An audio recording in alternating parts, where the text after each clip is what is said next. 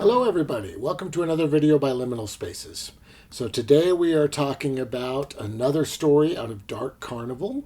This is the Ray Bradbury book, which was published in 1947, I believe. The story that we're looking at is called The Smiling People, and it is a dark, crazy story. I enjoyed it. It's very, very dark. It was first published in 1946 in May's edition of Weird Tales magazine. And I'm going to go right into spoilers. This story is basically The Telltale Heart by Edgar Allan Poe. It's really kind of the same plot points. It's about a man who arrives home from work, and it's very clear right from the beginning of the story that he is obsessed with things being silent. He talks about how his screen door is completely silent because of the amount of lubricant that he used on all the hinges and the padding and everything that he used to make the door open and close completely silently. He talks about having double layers of carpet throughout his house so that he can walk in complete silence. And then he talks about the 4 people that are sitting in the dining room waiting for him that are sitting in complete silence. And he goes in the dining room and he sees them there, and you get the feeling really quickly that there's something very wrong with them. It turns out, of course, that they're dead. He talks about them being lacquered, and it's like they're made out of plastic, or like they are clothing store dummies that you could use to show off different clothes. It's very obvious that there is something very wrong with this person. And he starts talking about how he's going to get married soon, and how he needs everything to be quiet so that when his wife moves in, they have a totally quiet house. And he starts describing the people that are sitting around the table as he sees them and thinks about each one.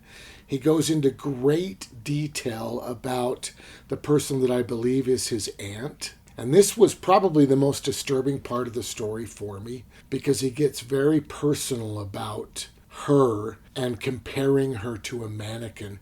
And he compares her to a mannequin in life, about how her body parts that have been wrapped up in clothing were probably never used for sex, or if they were used for sex, it must have been a very horrible, boring experience for the husband, so the husband probably went off and cheated. This guy is just completely despicable and crazy, and he seems to be obsessed with sex.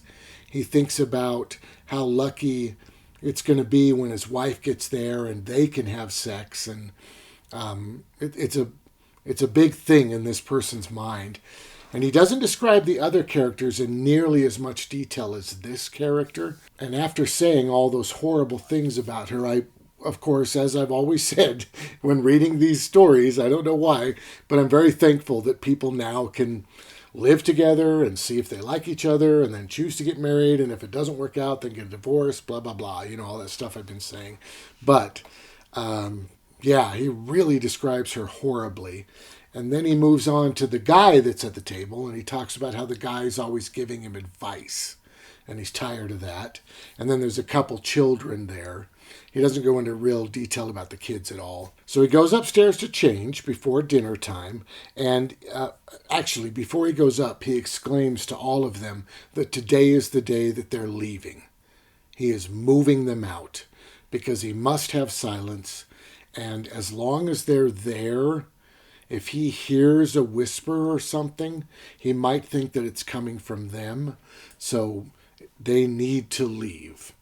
So he goes upstairs to change, and suddenly it starts raining. And he's thinking to himself, what can I do to make the noise of the rain stop? And he thinks about maybe putting like a tent over the house, some kind of cloth that he can put over the roof so that it will dampen the sound. And then he thinks that's just way too much. I'll just have to wait for the rain to stop.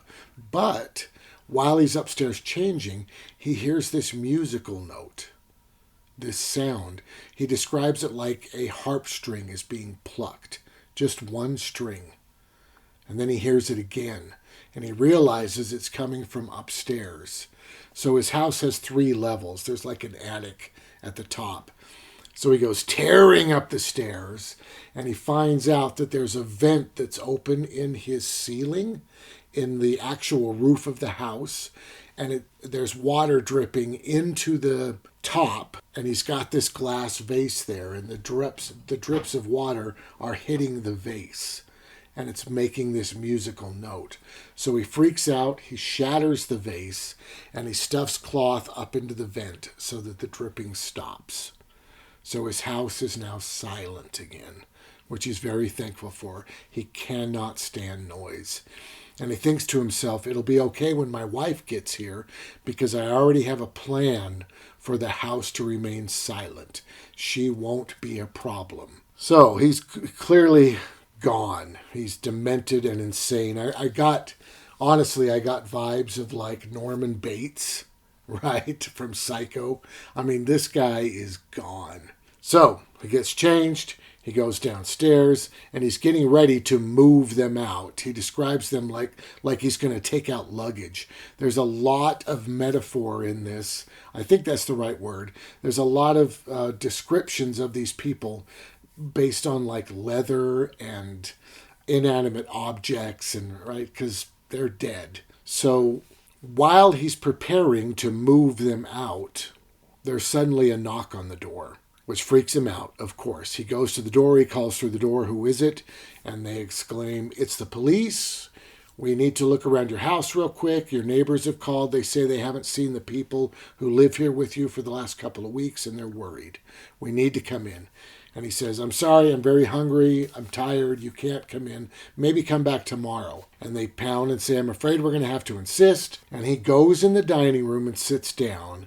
And this is probably one of my favorite parts of the story, is he starts appealing to his aunt to make them go away. He says, you just talk to them, you'll make them go away, and then we can just eat our dinner in silence. Everybody else just stay here, keep eating, she will take care of it. So I really appreciated that this person needed his aunt, and without her, he was basically doomed. And I thought it was really neat that this story had that little bit of a turn at the end so that we could see that this horrible thing that he did and this bad state that he's in really is a massive negative thing that hurt his life. You know, he wasn't making his life better by doing this. He made it worse. And that's good. I'm glad that this story at least had that message, because it's so dark and crazy. So, of course, the police come in the room. They see everybody there, and the detective's like, I'm so sorry to interrupt. We had a call. And then he realizes, of course, that they're dead.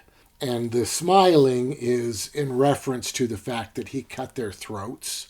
So they all had big smiles under their chins, because that's how he killed them, is by cutting their throats. And that's how it ends. It's a very dark, twisted story. I liked reading it. It was enjoyable. I'm really surprised at young Ray Bradbury, I gotta say. It's very different than what I expected. You know, he's always been kind of dark. Like, there are scenes in Dandelion Wine, right, where it gets pretty dark and scary. And of course, you've got Something Wicked This Way Comes, things like that. But this is just dark, crazy stuff. And I'm kind of excited to see it from him. It's very interesting. So I enjoyed this one. I did like it. I got vibes of like 1960s horror movies, you know, like Psycho, as I was saying. And also Edgar Allan Poe. You get a lot of Edgar Allan Poe out of this. I think it's safe to say that Ray Bradbury is more poetic than Edgar Allan Poe was. But I'm not 100% positive about that. I feel like Edgar Allan Poe was very poetic, but it's always tough. Edgar Allan Poe was much earlier, like 100 years earlier than Ray Bradbury. So they're both American, but I feel like earlier language like that can sound heightened to us, even if it's not actually heightened, right? I don't know that I'd be able to tell.